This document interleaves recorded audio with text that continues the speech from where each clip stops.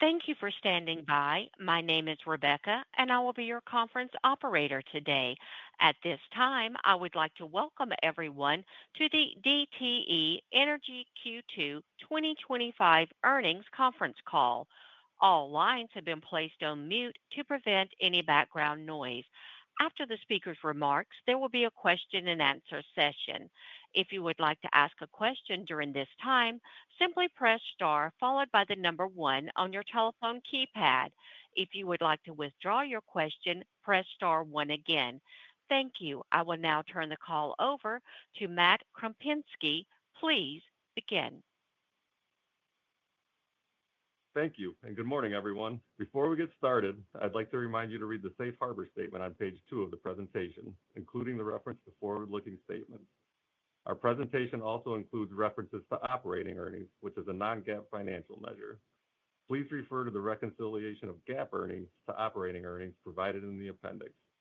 With us this morning are Jerry Norcia, Chairman and CEO, Joi Harris, President and COO, and Dave Ruud, Executive Vice President and CFO. And now I'll turn it over to Jerry to start our call this morning. Thanks, Matt. Good morning, everyone, and thanks for joining us. I hope everyone is having a healthy and safe year so far. This morning, we will discuss the achievements we've made this year as we continue to deliver for all of our key stakeholders. Joi will provide an update on our business strategy, highlighting the significant improvements we are making to enhance reliability for our customers and the progress we are making on renewable energy investments supporting our path to cleaner generation.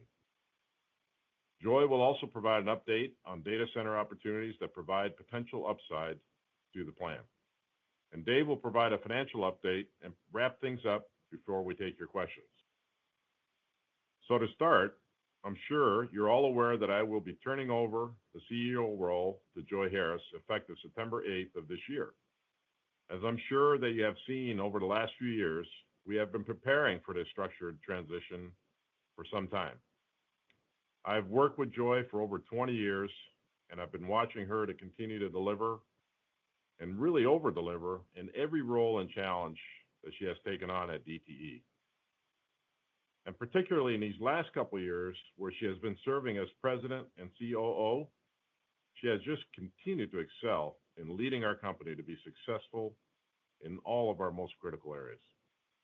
So it has just become obvious to me, to our board, and to our entire company that Joi is ready for this role and ready to lead our company to continued excellence. It has been a real honor to be DTE's CEO for the last 6 years, and I'm extremely proud of what we have accomplished over that time. As Joi transitions to the CEO role, I will be serving as executive chairman, supporting Joi and the company, helping to ensure the continued success of DTE for all of our stakeholders. I am confident that we will continue to deliver and are well positioned for long-term growth with solid opportunities across all of our business units. I'll provide a brief overview of slide 4, highlighting our key successes and the opportunities that reinforce my confidence in our continued progress towards our goals. We have had a strong first half of 2025 and are well positioned to meet our targets this year. Our success is a testament to our dedicated and engaged team committed to serving our customers and communities. As I mentioned last quarter, this year we were recognized by the Gallup organization for the 13th consecutive year with a Great Workplace Award. And our employee engagement ranks in the 94th percentile globally among thousands of organizations.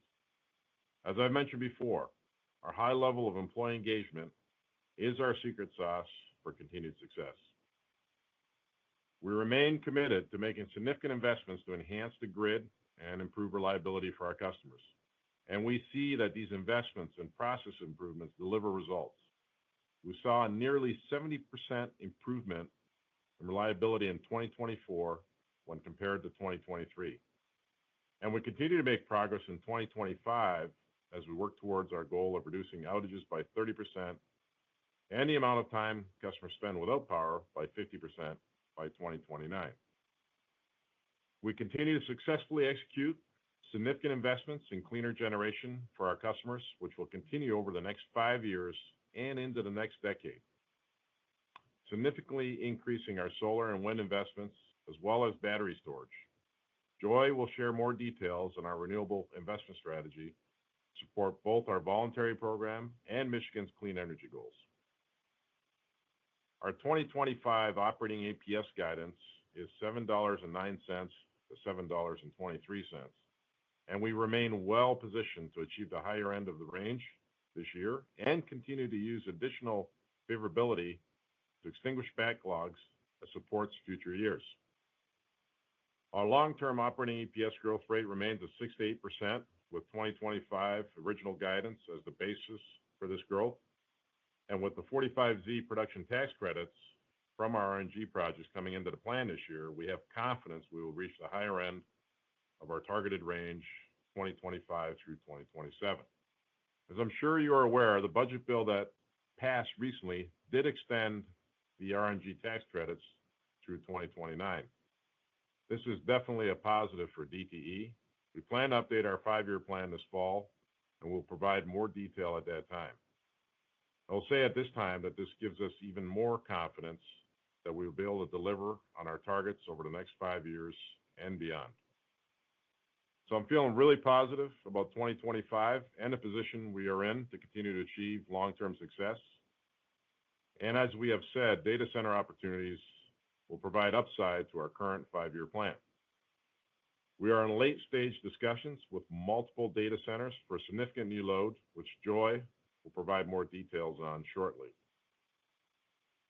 We continue to maintain a strong balance sheet and investment-grade credit ratings to support our customer-focused capital investment plan. We remain committed to deliver premium shareholder returns that our investors have come to expect. And our 2025 annualized dividend of $4.36 per share aligns with our practice of providing a growing dividend consistent with EPS growth. Now I'll turn it over to Joy. Joy, over to you. Thanks, Jerry, and good morning, everyone. I'll start by saying how grateful and excited I am for this opportunity to serve DTE as its next CEO. In particular, I would like to express my appreciation to Jerry for his mentorship and friendship over the past 20 years. Jerry has been an exceptional leader for DTE, driving the company to success year after year, and I look forward to working with him for a few more years to continue to drive value for DTE.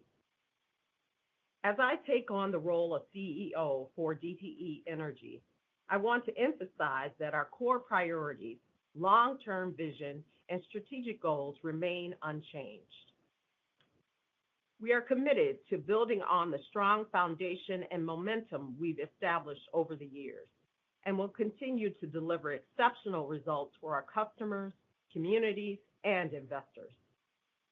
Our plan is supported by a highly engaged and dedicated team, one that is deeply committed to achieving best-in-class outcomes across all key priorities.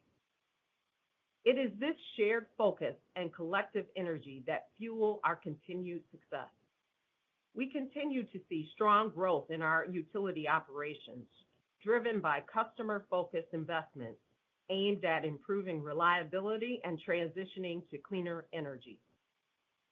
Our solid regulatory framework provides a stable and supportive environment for these infrastructure investments, enabling us to move forward with confidence as we modernize our distribution system and continue our transition to cleaner energy.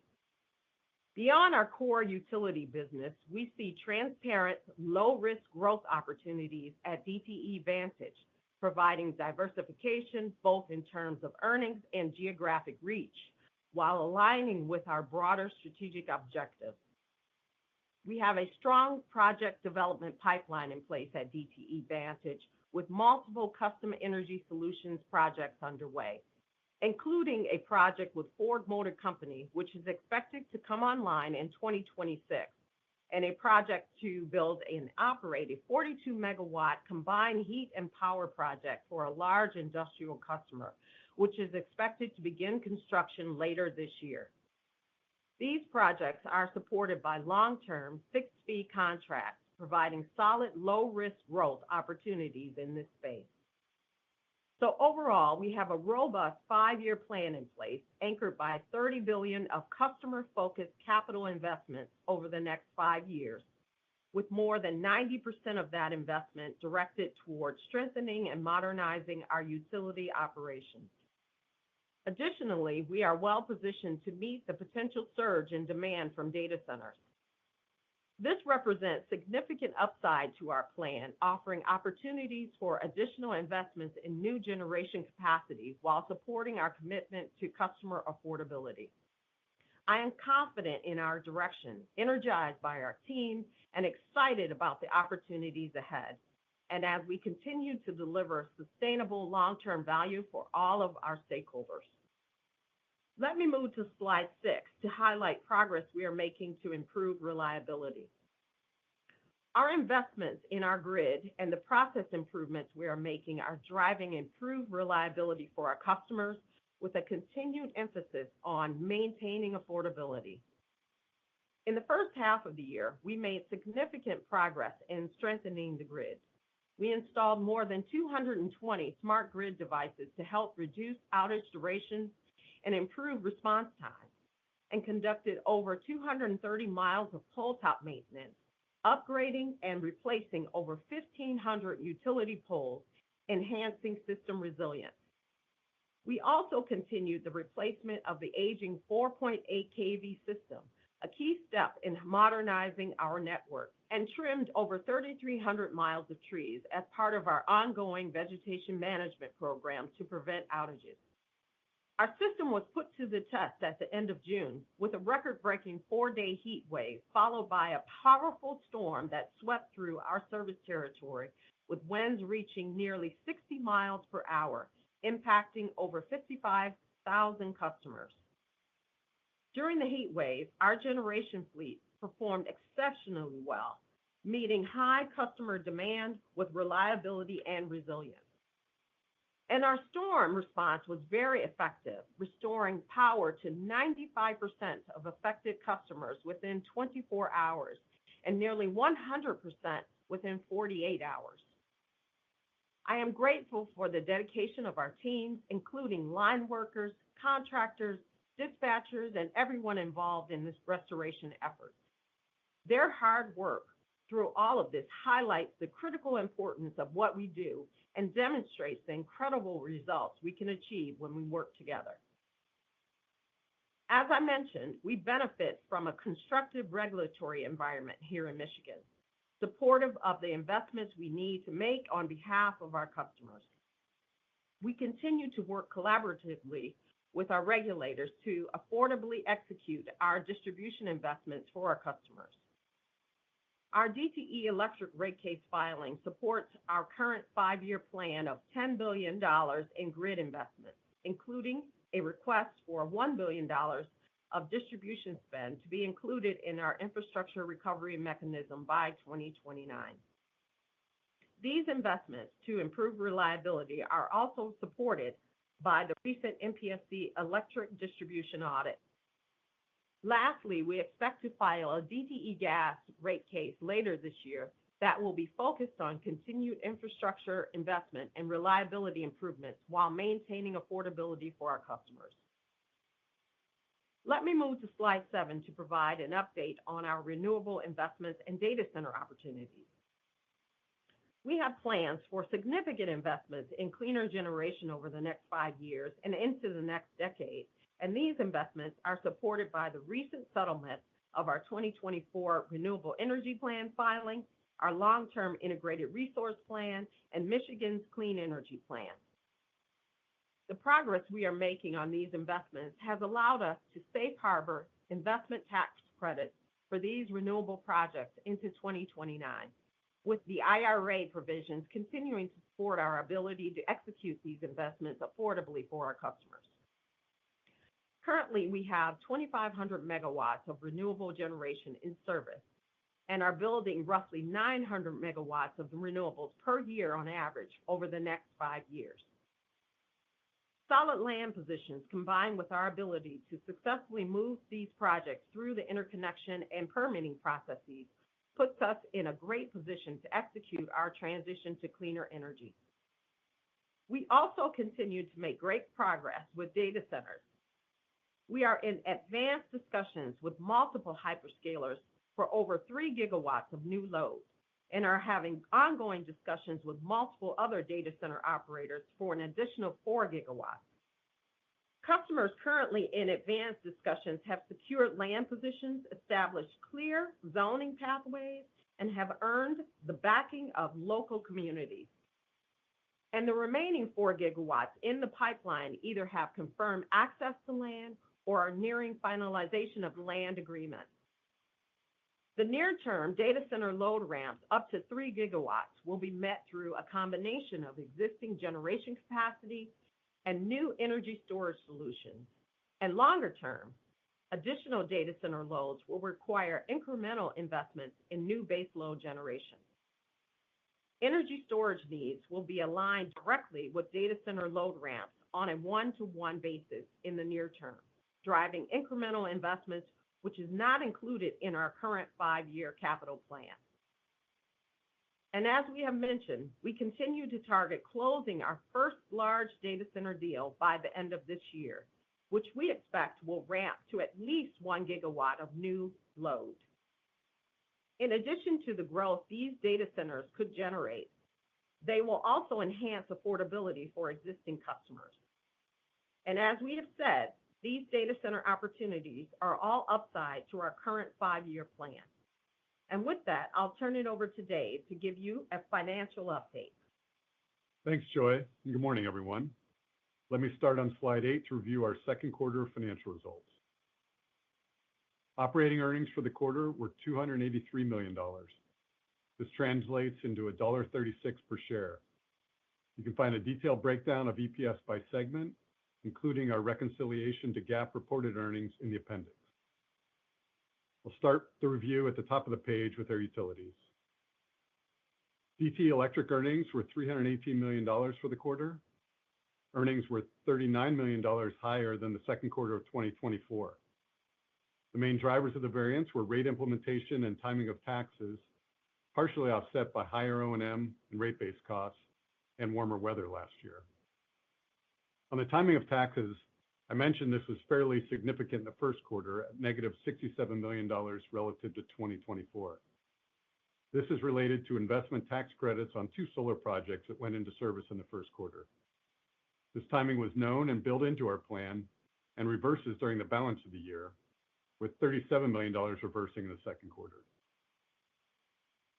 Moving on to DTE Gas, operating earnings were $6 million, which was $6 million lower than the second quarter of 2024. The earnings variance was driven by higher O&M and rate-based costs, partially offset by cooler weather. Let's move to DTE Vantage on the third row. Operating earnings were $31 million for the second quarter of 2025. This is a $17 million increase from 2024, driven by RNG production tax credits and higher custom energy solutions earnings. We remain on track for the full year guidance at DTE Vantage. On the next row, you can see energy trading earned $24 million for the quarter. We continue to experience favorability and strong margins in our contracted and hedged physical power portfolio, putting us in a strong position to start 2025. On a year-to-date basis, we are currently near the high end of operating earnings guidance for this segment. This strong performance places us in a favorable position to leverage any potential further upside across DTE to provide flexibility and strategic support for future years.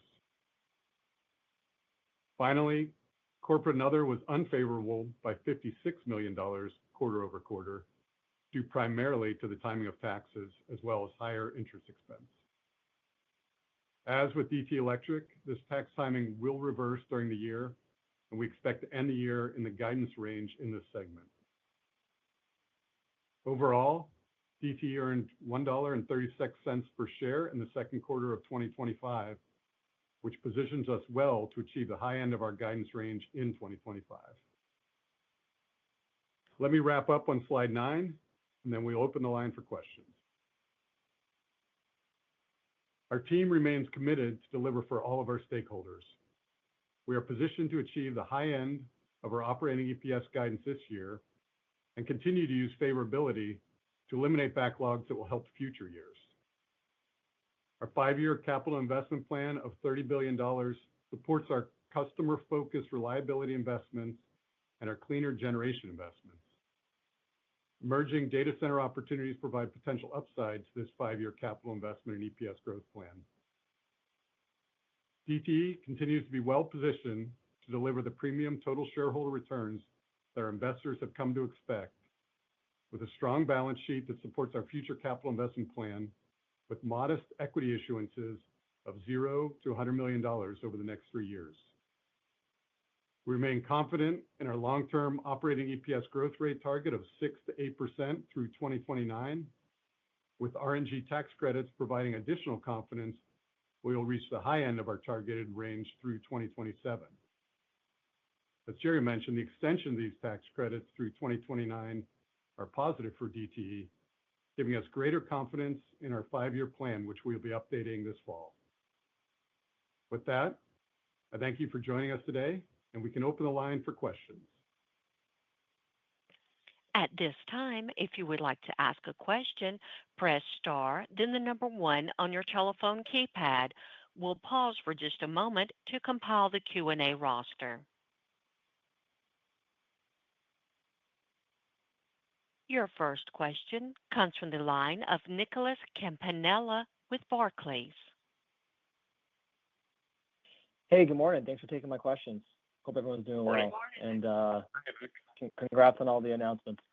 So, so I just wanted to confirm, sounds like, line of sight to 3 gigawatts of conversations. There's 4 more gigawatts behind that. Just what is the current capacity on the system to absorb that 3 gigawatts? And I guess just what is the kind of tipping point for you to have to pull forward the 26 IRP with more capacity needed? Or said differently, when would you start to have to incur new generation CapEx?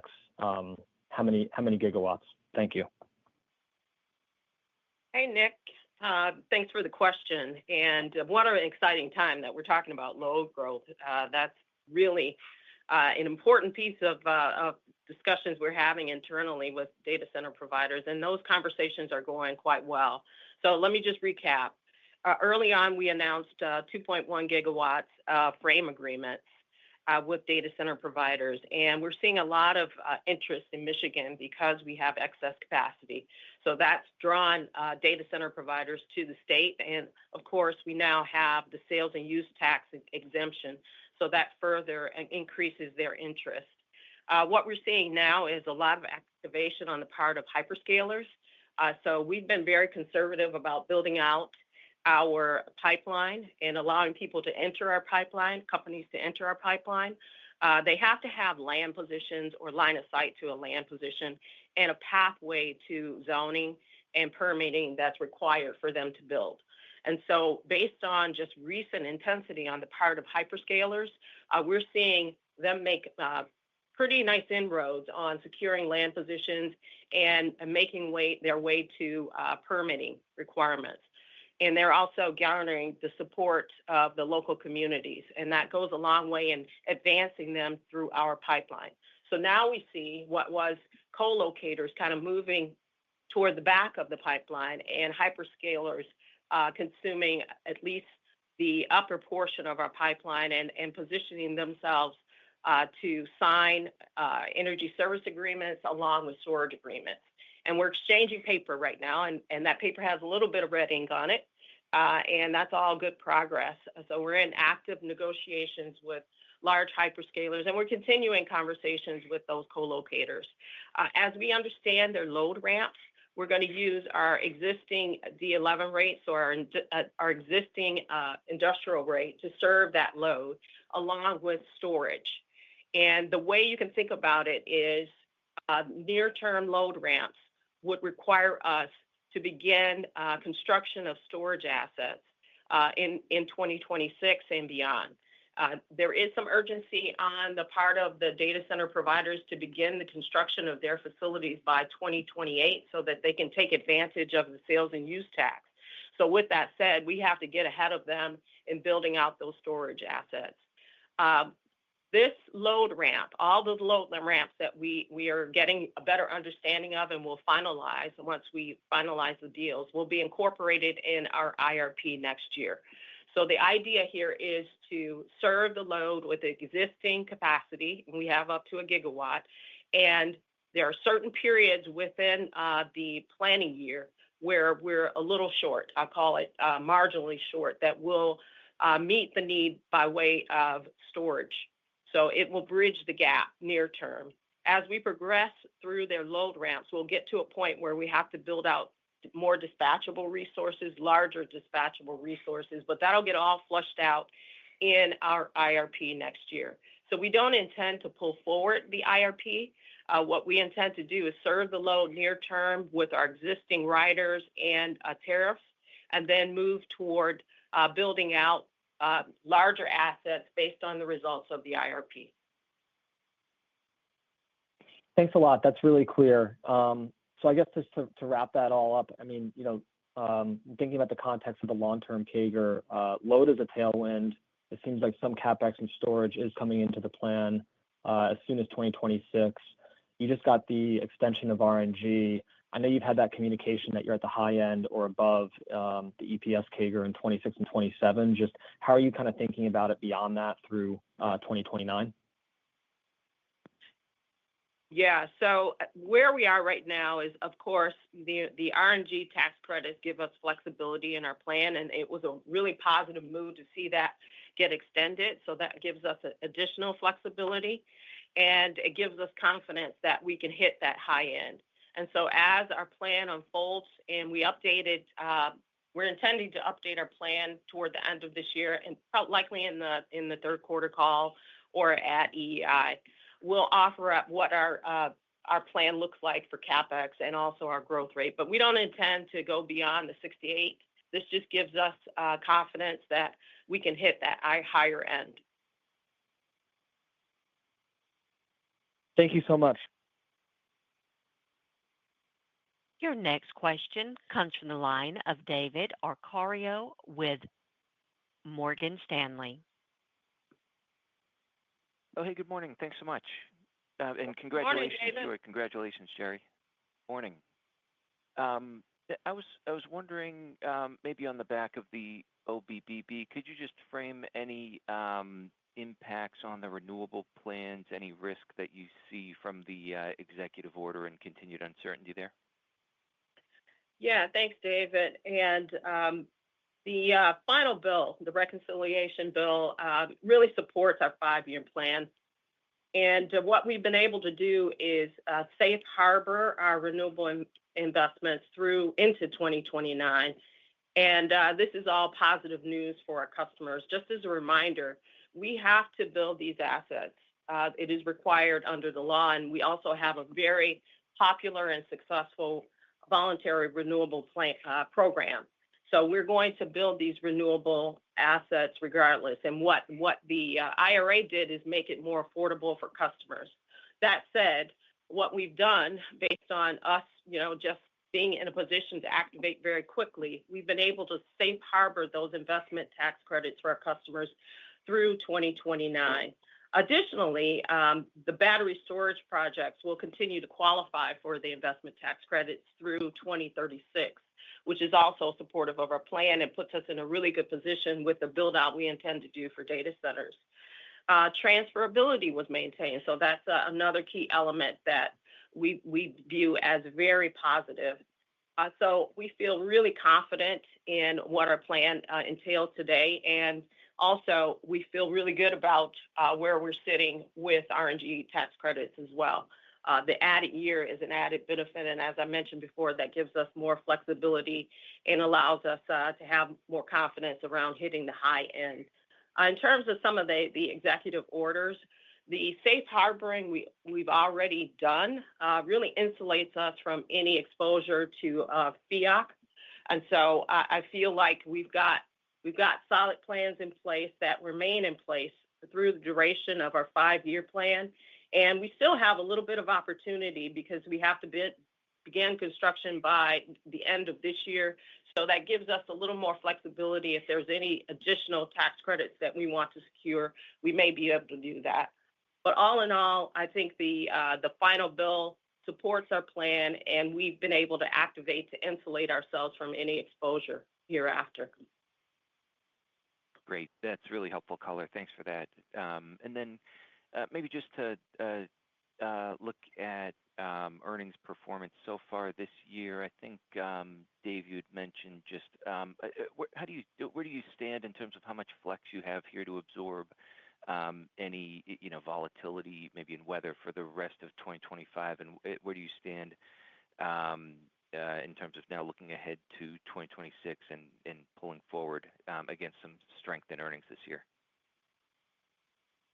Yeah, David, as we said, we're in a good position right now after the second quarter. I can also say we've had a warm July.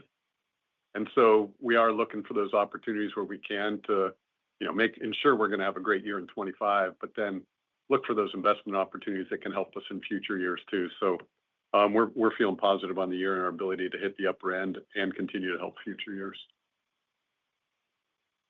Great. Sounds good. Thanks so much. Appreciate it.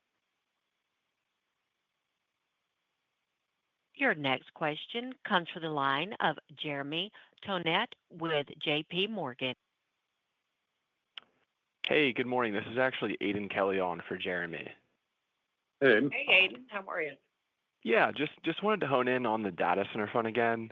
Just curious to see if you could offer any confidence level for the 3 gigawatts of hyperscaler load coming online, as well as the 4 gigawatts you kind of outlined in the opening remarks. I know you mentioned some pathways to zoning and permitting and land position, so seems like some good visibility there, but just wanted to see how you frame it in terms of a confidence level.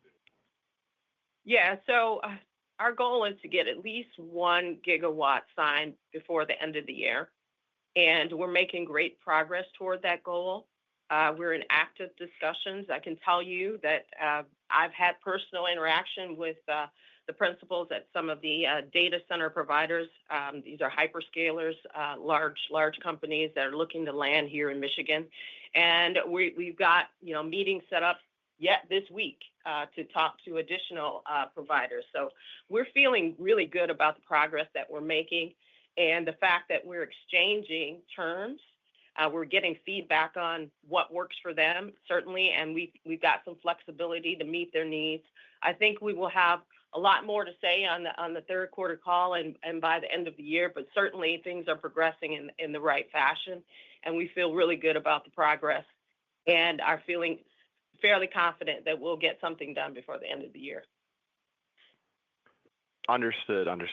That's helpful. I guess just on the storage, just curious for that 1 gigawatt of data center, presumably could be matched with energy storage. Would that be over a 1, 3, or 5 year time frame, at a high level? Yeah. So think about it. I'll explain it this way. So as the data center load comes on, let's just call it this gigawatt, we'll meet that demand with the excess capacity we have plus a storage build out. And you can think about it as 1 for 1. So if we bring on a gigawatt of data center load, we'll have to build a gigawatt of storage. And to do that, we'll use the combination of PPAs and self-build to meet that demand. And so the pricing that we're seeing, just so you have some benchmarks to use, is about $15 a megawatt for self-build, and combine the two, both self-build and PPAs will be roughly about $1 billion for every gigawatt that we bring on of storage. And we'll start that construction based on the load ramps, at least that we're seeing now, in 2026. So think about it coming online in 27 in increments, just based on their load ramps. And that will progress over a couple of years, call it. As we get further into the plan, we get out toward the end of our 5-year plan, the demand grows in such a way, at least as we understand it today, that we'll have to build something more substantial, like a combined cycle plant with carbon capture or being carbon capture ready. So that's how we're looking at it today. And as the negotiations materialize and we finalize those load ramps, we'll incorporate all of this into our IRP, and the IRP process will determine the optimal generation mix. Understood. That's super clear. I'll leave it there. Thanks. Your next question comes from the line of Julian Dumoulin-Smith with Jefferies. Hey, good morning, team. Thank you guys so very much. Appreciate it. And congrats to both of you again. It's been a pleasure. And more importantly, Joy, I look forward to working with you going forward. Congrats again. Thanks. Actually, maybe let me pick, of course, absolutely. If I can pick it up where you just left it off there, because I think it was a nice point. As you think about the totality of the update to come here, right? Clearly, I believe the forecast hasn't really reflected the total opportunity in RNG and the extension through 29 per your comments to Nick. And subsequently, per your prior comments here, it seems like the battery storage opportunity seems very much ripe in that same 27 through 29 period. But maybe if I can put a finer point on the last point you said a second ago about the gas opportunity, how do you think about that, the visibility on that piece here and the IRP and the potential to have that CapEx ramp in those tail end, the 27 through 29 period? Just trying to make sure I understand the different puzzle pieces that fit into kind of a third quarter or year-end kind of update here, if you think about it. What are the different CapEx items? Yeah, so a combined cycle plant would be toward the tail end of our 5-year plan and into the next phase of our plan. We would have to go through the certificate of need process, which is really a part of the IRP in order to bring on a combined cycle plant. As you know, the queues are building, so we're getting ourselves in the queue. We're already in the MISO queue for at least one plant and potentially two, and that's to serve our existing load. We're still intending to retire Monroe at the end of 2032, and so therefore we've got to get in the queue and we've got to ready ourselves in advance of us filing the IRP. So the timing doesn't exactly match up. All that said, we continue to prepare as if we are going to bring on CCGT at that time and establish the right relationships with EPC contractors and also with turbine providers. So if you want to think about the storage coming into the plan beginning in 2026 in increments, and then toward the very tail end of the plan, that would result in us bringing on capital for a combined cycle plant. Got it. Excellent. And then just to understand the ramp rate here, I mean, obviously you're talking about a gigawatt of both conveniently incremental load and opportunity to serve. Is there potential that you kind of accelerate, though, that incremental? You talked upwards of 7, I think, implied gigawatts of opportunity here. How do you think about the timing of that sort of feathering in? Is that principally at the tail end or beyond the plan, or is there potential that you actually are ramping up even more, shall we say, multiple parallel data centers to achieve more than a gigawatt? And is that conceivable given the generation mix and planning cycle you just described? Well, Julian, let me just say it this way. The negotiations are ongoing, and a point of negotiation is really understanding the load ramp. So we've got early near-term ideas around what that load ramp exactly looks like for at least a few of the hyperscalers, and we're still continuing those discussions. So serving where we have a short is really early on in the plan, is really how we support the load. We bring on the storage to support the load during those periods. But until we get a final deal done, we don't know definitively what those load ramps look like. That's still a point of negotiation. And so I don't want to get too far over our skis and articulate to you that, we're going to ramp in a gigawatt this year and a gigawatt next year. I can't say that definitively. What I do know is at least what we're seeing right now across multiple data center providers, we've got at least a gigawatt worth of opportunity that we will have to support near term. Look forward to that update, all right? To clarify on that, Julian, a little bit, this is Dave.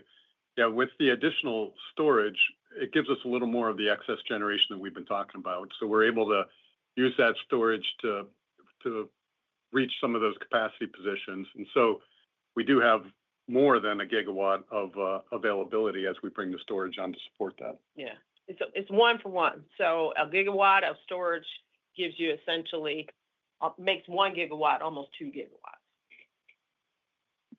Hey, thanks for that clarification. I appreciate it. Best of luck, guys.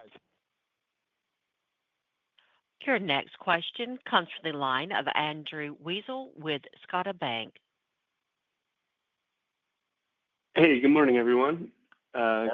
Want to echo the congratulations to both Joy and Jerry. Between the last Jerry, this Jerry, now Joy, your board clearly likes alliteration. Joy, my first one is more of a philosophical one. It is a financial question, but the company's generally been very conservative. Your DTE reputation is one of under-promising and over-delivering. I think the philosophy serves you well, but my question is, how are you thinking about that philosophy? I think I heard you say that you're not expecting to grow EPS faster than the high end of 6 to 8%, so maybe that sort of answers it. But I'd love to hear how you're thinking about that general attitude. I know you've clearly alluded to an update in a few months, but how do you think about that philosophy? Yeah, I feel like I've learned from the best to make sure that we always deliver for our stakeholders, including our shareholders. And so we want to make sure that we have a high degree of confidence in our plans and we have the requisite flexibility in those plans to be consistent and deliver consistently for our shareholders. So at this point, I think we've got a solid plan in place and we're incorporating what we believe is flexibility in that plan so that we continue to deliver right on top of what we promised. Okay, very good. Next one, I think we'll get your 10Q later today, but can you let us know, did you issue any equity during the quarter? And Dave, I think you reiterated the 0 to 100 million per year. How are you thinking about the long-term outlook? I guess the positive side, you've got tax credits from the OBBB. On the maybe negative side, from a financing perspective, upside to CapEx. How do you think of those as kind of maybe washing out? Yeah, Andrew, we have a little bit of equity that comes in kind of ratably throughout the year, so there's some of that, but it's within that 0 to 100 million we issue through kind of internal mechanisms. And that 0 to 100, that is from 25 to 27 in our expectation in our base plan. And then, we did say after 27, we see some incremental equity that would come in, even in our base plan. That's 200 to 300 million more out there in those years. But to your question on if we bring in some additional capital, we would have to look at some additional equity or equity-like products to continue to be at our 15% FFO to debt. But as you know, this is good equity and would be associated with the increased growth that we would see with that as well. Right, and that's something you'll give more details on in a few months? Yeah, we'll put all that together when we show our new capital plan. We'll define how we're gonna finance that as well. Okay, great. And during the quarter, was there any activity? It's just a little bit that comes in ratably from the internal mechanisms we use, but nothing public. Okay, very good. And one last one, if I can. During the call, forgive me if I missed it, but I don't think you said anything about wind. There was a lot of focus on solar and storage and gas. How are you thinking about opportunities for wind, whether that would be new build or potentially repowerings? Yeah, we're examining wind. We currently have some wind assets that might be eligible for repowering, but we're right now focused on building out solar, and that's where we have the greatest opportunity. But we have not closed the door completely on wind assets. Is there a reason there's such a preference for one over the other? Just the amount of land that's required based on the land that we have, and the receptiveness to wind also is a key driver. Right now, solar, more communities are more receptive to solar build-outs in their areas. So that's really why we've pivoted to solar for the most part. The economics are a little better as well. Okay, that's very helpful. Thank you. Your next question comes from the line of Sophie Karp with KeyBank. Hi, good morning. Thank you for taking my question and congratulations to Joy and Jerry and on a good quarter as well. Hey guys, Can I ask you a question on the data center build out again from a different angle maybe?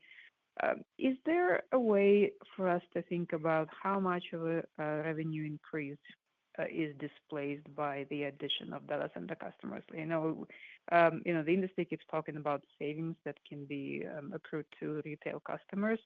How should we start thinking about that? Like for every gigawatt of data center additions, X amount of revenue requirement is displaced, or like is there a good rule of thumb yet, given your framework?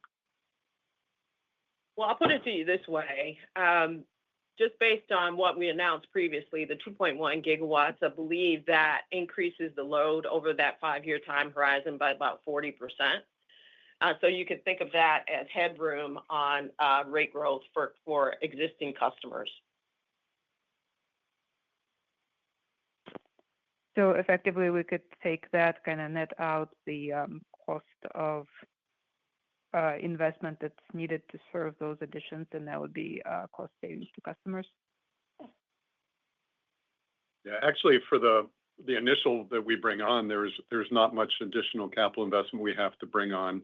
The storage will be paid for by the data centers.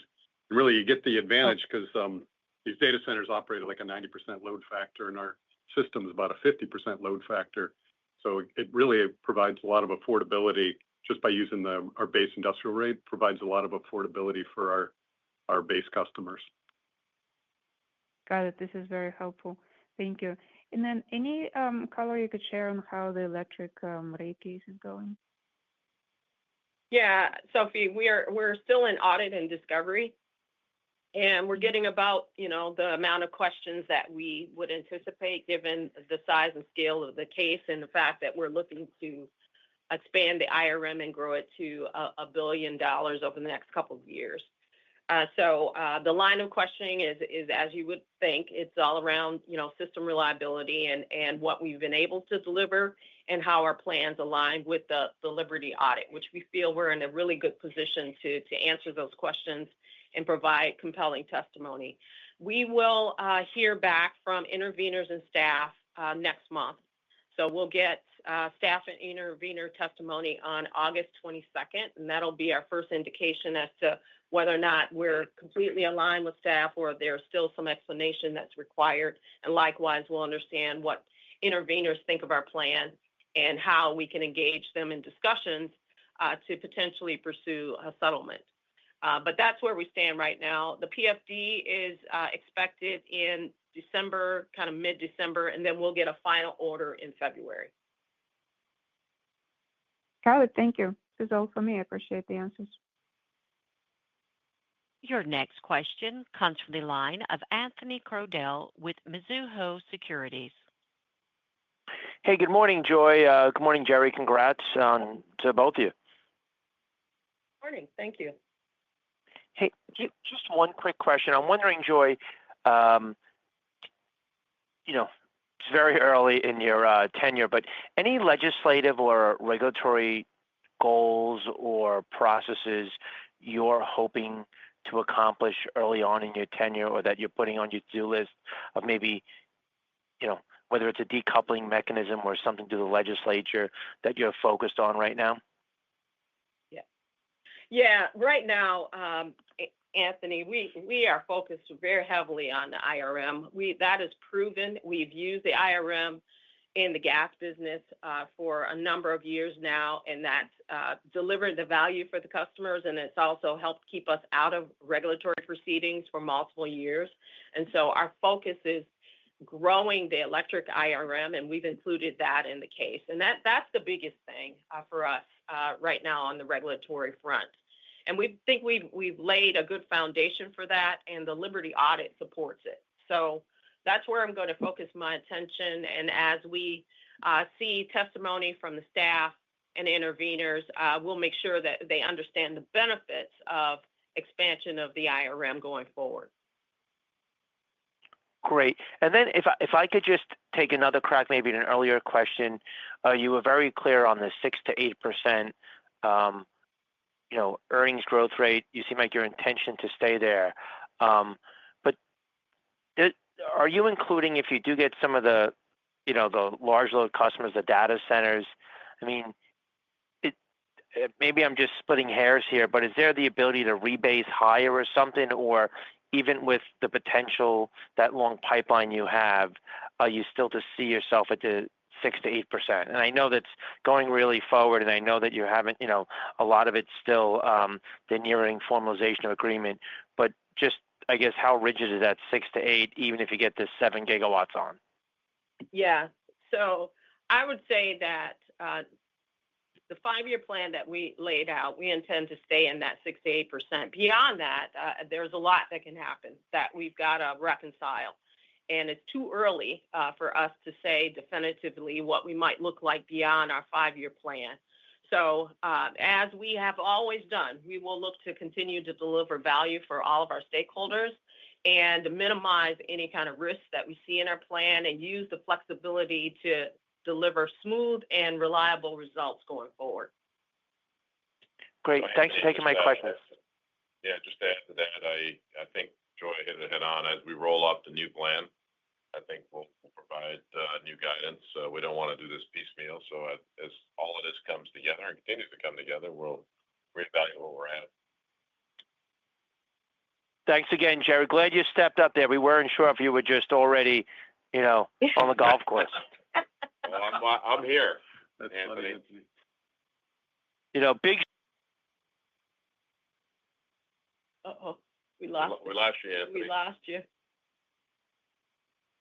He's keeping us on track, Anthony. Your next question comes from the line of Paul Freeman with Ladenburg. Hey, thank you very much, and congratulations. I guess first question, given that we're halfway through the year, can you give us an idea as to whether you would expect additional data center announcements to be a third quarter or a fourth quarter event? Morning, Paul. Our intention is to have a deal done by the end of the year, and we're really making nice progress near term. As I mentioned before, we have received feedback from the data center providers on, contractual language, both in the ESA, and right now we're really focused on solidifying the storage contract so we understand the build out that we'll have to do to support the load. So our intention is to have a really good indicator by the third quarter and have a final deal in hand by the end of the year. And then in terms of corporate and other, you're showing sort of 56 million negative change in the quarter. How much of that is the timing of tax that's expected to reverse by the end of the year? Yeah, a lot of that is the timing of taxes. We're on track. That will all reverse. We're on track to meet our full year guides for that segment through the year. Okay, so that's like 27 cents just by itself. Okay. Yeah.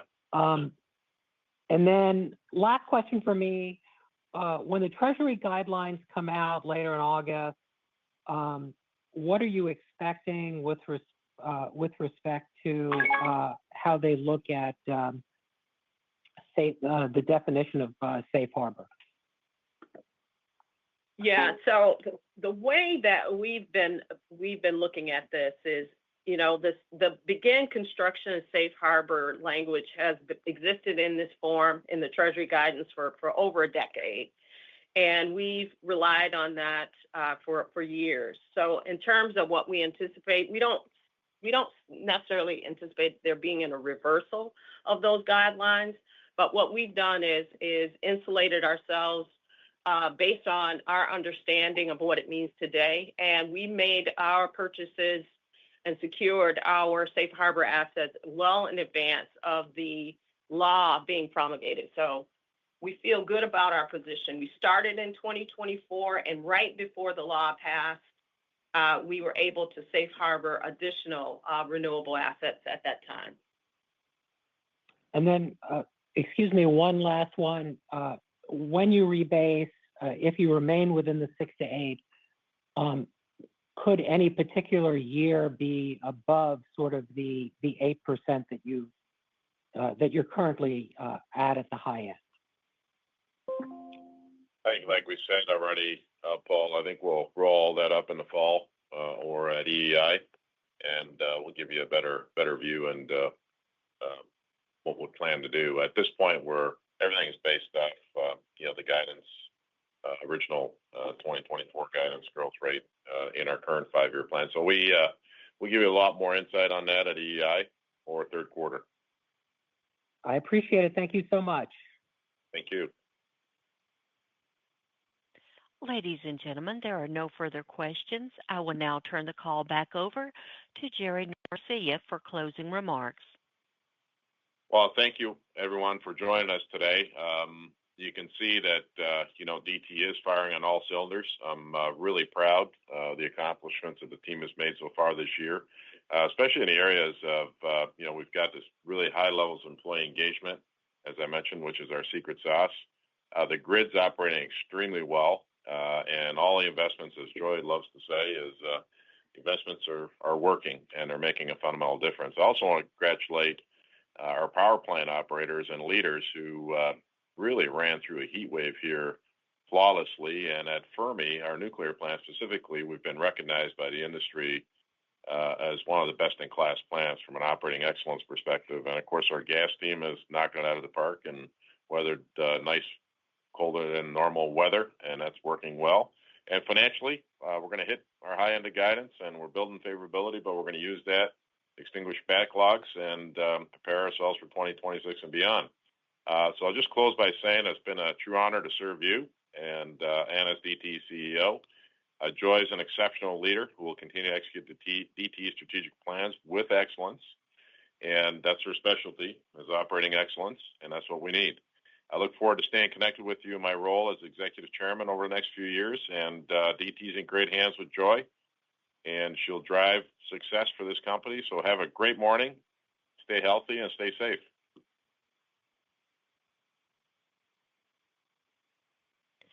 Ladies and gentlemen, that concludes today's call. Thank you all for joining. You may now disconnect.